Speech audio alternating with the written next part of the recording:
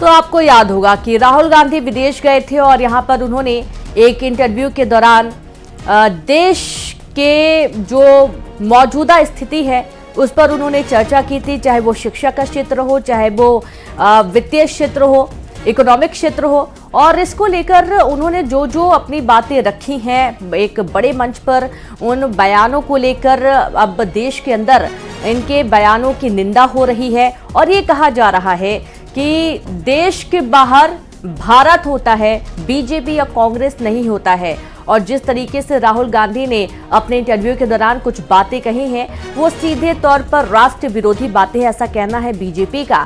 दुर्ग में राहुल गांधी के खिलाफ एफआईआर दर्ज करवा दी गई है। राष्ट्र विरोधी बयान के चलते ये कहा जा रहा है कि धार्मिक भावनाओं को ठेस पहुंचाई गई है और इसके चलते सिखों की धार्मिक भावना ठेस पहुंची है, जो उन्होंने बयान दिए हैं एक विशेष समुदाय को लेकर, और अब एफआईआर दर्ज करवाई गई है।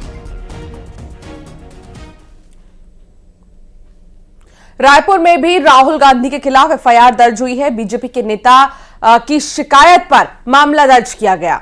अमरजीत छाबड़ा की शिकायत पर एफआईआर दर्ज हुई है। सिख समुदाय के खिलाफ बयानबाजी का आरोप लगाया गया है। धार्मिक भावनाएं आहत करने का भी आरोप लगा है। अमेरिका में सिख समुदाय के खिलाफ बयान देने का आरोप लगा। बड़ी जानकारी रायपुर से, जहां पर राहुल गांधी के खिलाफ एफआईआर दर्ज हुई है। बीजेपी नेता की शिकायत पर मामला दर्ज किया गया। अमरजीत छाबड़ा की शिकायत पर एफआईआर दर्ज हुई है। सिख समुदाय के खिलाफ बयानबाजी का आरोप लगाया गया और यह एफआईआर अब रायपुर में भी दर्ज हुई है।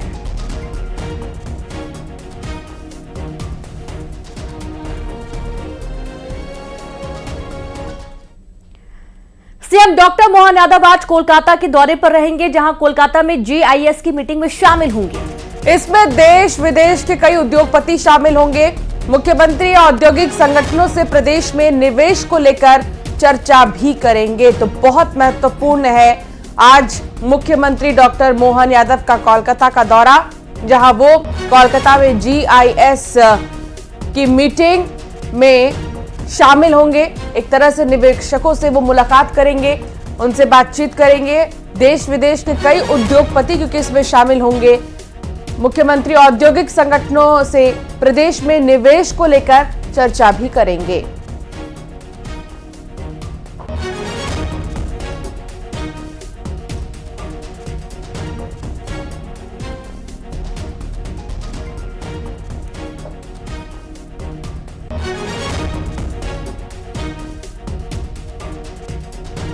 और ज्यादा जानकारी के साथ संवाददाता शैलेंद्र जुड़ गए हैं। शैलेंद्र, कोलकाता के दौरे पर रहने वाले हैं मुख्यमंत्री डॉक्टर मोहन यादव, संबंधित क्या कुछ और जानकारी मिल पाई है?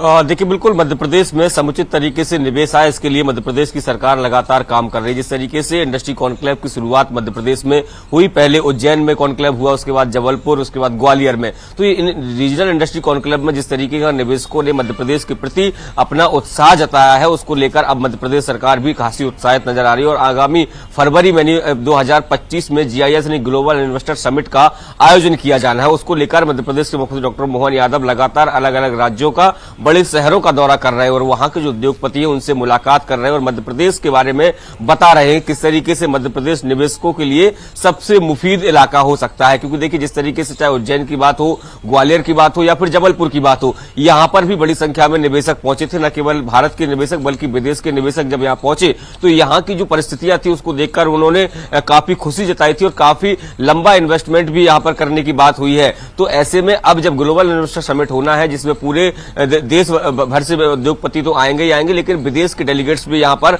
आने वाले हैं। तो ऐसे में मध्य प्रदेश में क्या क्या चीजें आपके लिए उपलब्ध है, निवेशकों के लिए किस तरह की सुविधाएं मध्य प्रदेश सरकार उपलब्ध करा पा रही है, और या ये कहे कि रॉ मटेरियल किस तरीके से मध्य प्रदेश में उपलब्ध है, उसको लेकर किस तरह का निवेश वो यहां पर कर सकते हैं, किस तरह के उद्योग धंधे लगाए जा सकते हैं, इसको लेकर मुख्यमंत्री डॉक्टर मोहन यादव लगातार अलग अलग जगहों का दौरा कर रहे हैं। आज वो कलकत्ता के दौरे पर है। कलकत्ता में जो व्यापारिक संगठन है उसके प्रतिनिधियों से वो मुलाकात करेंगे। सुबह 9 बजे कलकत्ता के लिए रवाना होंगे, 11 बजे वो कोलकाता पहुंचेंगे और वहां पर जो है वो दिन भर उद्योगपतियों के साथ राउंड टेबल की बैठक भी होगी, डिनर पर भी चर्चा होगी। तो अलग अलग जो ग्रुप्स है उनके साथ मीटिंग करने वाले, निश्चित तौर पर फरवरी 2025 में जो जीआईएस मध्य प्रदेश में होने वाला है उससे मध्य प्रदेश सरकार को बहुत ज्यादा उम्मीदें हैं, क्योंकि जिस तरीके से ग्लोबल जो अभी जो इंडस्ट्री कॉन्क्लेव हुए हैं उसमें जिस तरीके का रिस्पॉन्स मिला है, तो उम्मीद है कि ग्लोबल इन्वेस्टर समिट में मध्य प्रदेश को अच्छा खासा निवेश मिल सकता है। बिल्कुल, और देखिए क्योंकि ये दौरा इसी लिहाज से रखा गया है, निवेशकों से कैसे बातचीत करना है, निवेशकों से कैसे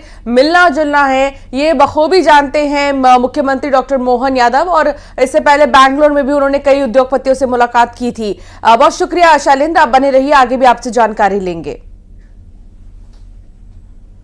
रायपुर में मुख्यमंत्री विष्णुदेव साय की आज अहम बैठक होगी। मीटिंग में कई अहम प्रस्तावों पर मुहर लग सकती है। तो वहीं 1 नवंबर से शुरू होने वाली धान खरीदी पर बड़ा फैसला हो सकता है। निकाय चुनाव और ट्रांसफर नीति पर भी निर्णय हो सकता है। तो वहीं इसके अलावा साय सरकार की ओर से 9 महीने में की गई कई घोषणाओं पर मुहर लग सकती है। इनमें हिंदी में एमबीबीएस की पढ़ाई, मजदूरों के बच्चों को निःशुल्क बोर्डिंग पढ़ाई और तीर्थ यात्रा योजना जैसे मुद्दे शामिल हो सकते हैं।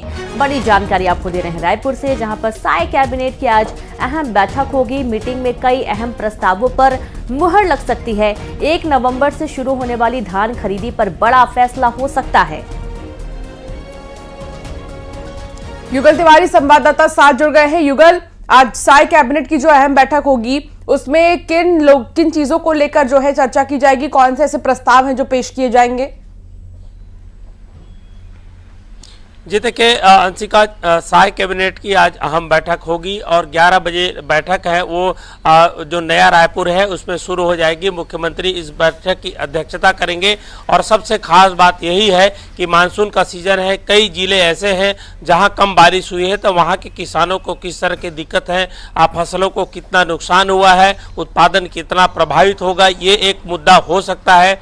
इसके अलावा अभी आने वाले समय में नगरीय निकाय का चुनाव होना है। इससे पहले जब पूर्ववर्ती सरकार थी तो अप्रत्यक्ष प्रणाली से चुनाव होते थे, तो क्या इस बार प्रत्यक्ष प्रणाली से चुनाव कराया जाएगा, इस पर भी सहमति रायशुमारी हो सकती है। इसके अलावा अगर हम बात करें तो बहुत सारे ऐसे जो मजदूर वर्ग के जो बच्चे हैं उनकी पढ़ाई अध्यापन को लेकर के किस तरह की व्यवस्था है वो कैसे सुनिश्चित की जा सकती है।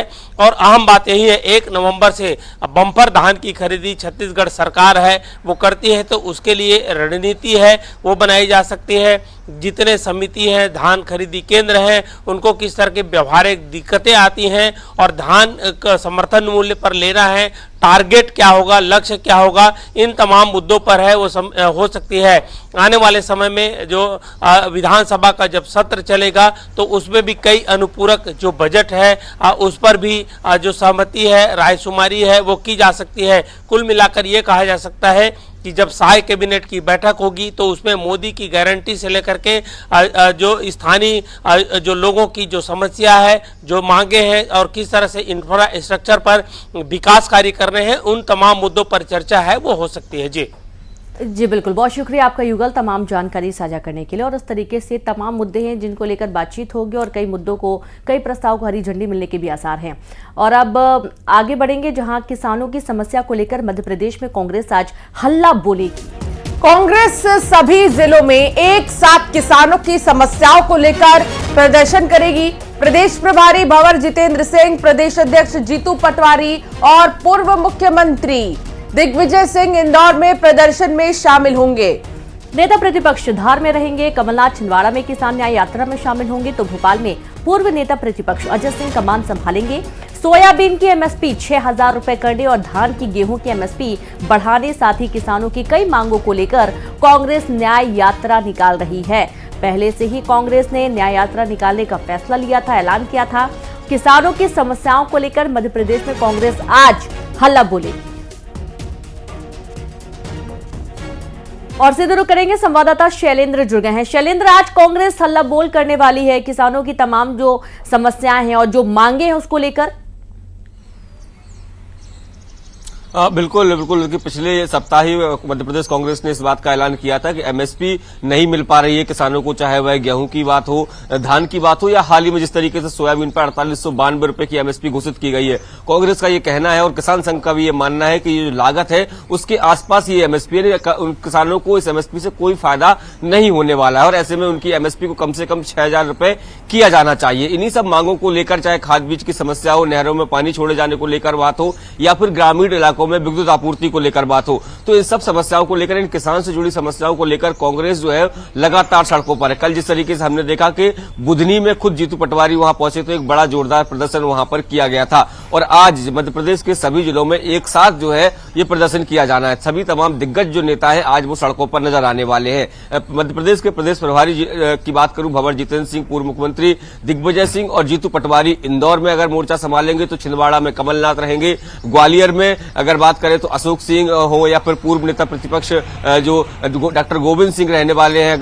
अगर भोपाल की मैं करूं तो पूर्व नेता प्रतिपक्ष अजय सिंह राहुल भैया यहां पर रहने वाले हैं। तो लगातार मध्य प्रदेश कांग्रेस जो है वो किसानों के मुद्दों को लेकर सरकार को घेरने में जुटी हुई है। देखिए, क्योंकि मैं आपको बता दूं कि एमएसपी धान और गेहूं पर बढ़ाने की बात जो है वो मध्य प्रदेश बीजेपी ने अपने मैनिफेस्टो में कही थी, लेकिन अब एक साल लगभग 9 महीने का समय बीत चुका है, लेकिन अब तक एमएसपी नहीं बढ़ाई गई है और इसी बात को मुद्दा जो है वो कांग्रेस बनाने में जुटी हुई है। हालांकि इसमें किसान जो संगठन है उनका भी कांग्रेस को समर्थन मिल रहा है। जी बिल्कुल बिल्कुल, बहुत शुक्रिया आपका शैलेंद्र तमाम जानकारी साझा करने के लिए। और इस तरीके से आज कांग्रेस अल्लाह बोल करने वाली किसानों की तमाम जो मांगे हैं और एमएसपी बढ़ाए जाने की मांग भी इसमें शामिल है।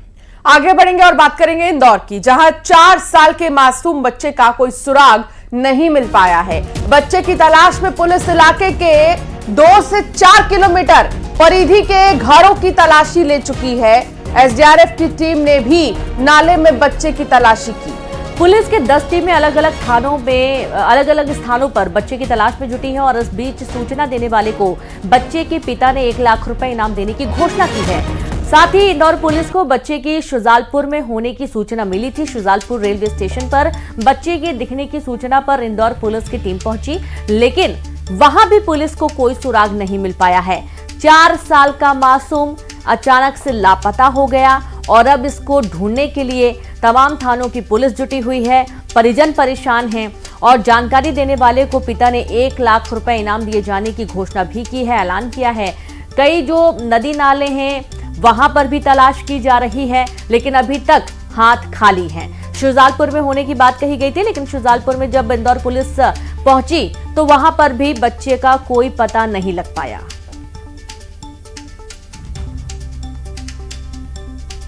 अभी तक तो ये पता चला है कि परिवारजनों और इनसे बात करके 2 से 2:30 बजे तक बच्चा यहीं पे था इनके घर वालों के साथ, और 10 से 15 मिनट की जो बीच में है वो किसी का ध्यान उन पे से हटा और वो कहीं निकल गया।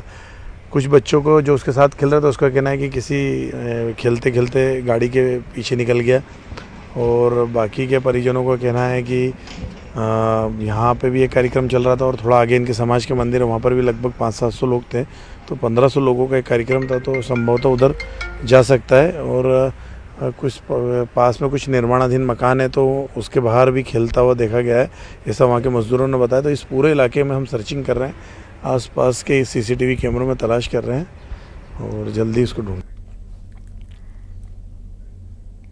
जबलपुर के कैंट थाना क्षेत्र की एक रिहायशी कॉलोनी में सेना और जनता के बीच विवाद हो गया। मामला संजय गांधी वार्ड का है, जहां मकान के निर्माण को लेकर सेना के जवान ऐतराज करने के लिए पहुंचे थे और आरोप है कि सेना के जवानों ने मकान का निर्माण करने वाले परिवार के सदस्यों के साथ बदसलूकी की है। सूचना पर मौके पर पहुंचे वार्ड के पूर्व पार्षद अमरचंद बावरिया के साथ भी जवानों ने न केवल धक्का मुक्की की बल्कि उनके साथ मारपीट भी की है। सेना के जवानों ने पूर्व पार्षद अमरचंद बावरिया को उठाकर आर्मी की गाड़ी में ले जाने का वीडियो भी सामने आया है। तो वही घटना का विरोध करने थाने पहुंचे स्थानीय लोगों और कांग्रेस के नेताओं ने पूरे मामले की निष्पक्ष जांच की मांग करते हुए दोषी सेना के जवानों पर कड़ी कार्रवाई की मांग की है। और ये 2 तस्वीरें आपको दिखा रहे हैं जहां पर ये पूरा घटनाक्रम हुआ है। जबलपुर के कैंट थाना क्षेत्र की एक रिहायशी कॉलोनी में सेना और जनता के बीच विवाद हुआ और विवाद इतना ज्यादा बढ़ गया कि निर्माण को लेकर सेना के जवान ऐतराज करने पहुंचे और सेना के जवानों ने मकान का निर्माण करने वाले परिवार के सदस्यों के साथ बदसलूकी की।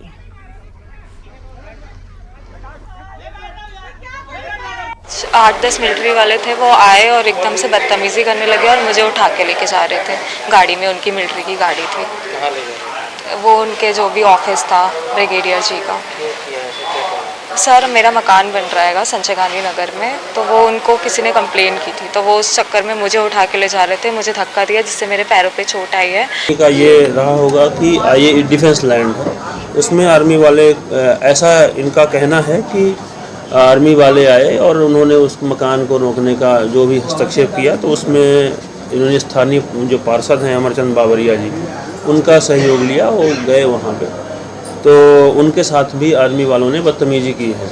बाकी ये अभी ये प्रथम दृष्टया जो जानकारी मिली ये है, और जो भी अभी उनको मुलाहिजा के लिए भेजा गया है, जो भी सम्मत कार्रवाई होगी वो। और अब खबर सागर से है, जहां की जंगल में आर्मी के सिग्नल इंजीनियर का शव पेड़ से फांसी के फंदे पर लटका मिला। माना जा रहा है कि उन्होंने सुसाइड किया है। परिजनों ने एक युवती पर 2 साल से ब्लैकमेल करने का आरोप लगाया है। उनका कहना है कि अश्लील वीडियो के जरिए युवती 10 से 12 लाख रुपए ऐंठ चुकी है।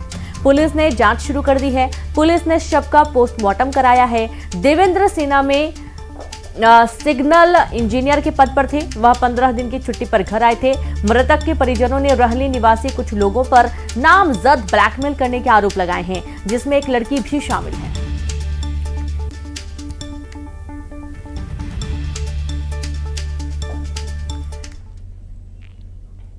हिंदुओं के लिए सबसे पवित्र स्थलों में एक तिरुपति बालाजी मंदिर के प्रसाद में एनिमल फैट यानी कि जानवरों की चर्बी के इस्तेमाल की पुष्टि हो गई है।